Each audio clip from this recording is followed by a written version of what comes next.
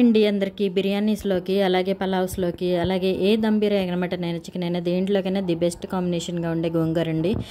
ఎప్పుడు చేసే chicken mutton కర్రీస్లోకి కాకుండా విడిగా వేరేగా తినాలనిపించినప్పుడు అలాగే ఈజీగా చేసేయాలి ఆ కర్రీస్ లేవు అనుకున్నప్పుడు ది బెస్ట్ కాంబినేషన్గా ఉండే ఈ గుంటూరు గోంగూర రెసిపీ తయారు చేయండి. చాలా అంటే చాలా సింపుల్గా అలాగే టేస్టీగా తయారైపోతుంది మీకు. దీనికోసం నేను ముందుగా చూపించిన ఉల్లిపాయ, పచ్చిమిరపకాయ, టమాటో వేసుకోండి. రుచికి సరిపడా పచ్చిమిరపకాయలు వేసుకోండి. ఇవి 1 నిమిషం వేగిన తర్వాత అల్లం వెల్లుల్లిపాయ పేస్ట్ అలాగే పసుపు కొంచెం మంచి వాసన వచ్చేంత వరకు వేయించండి.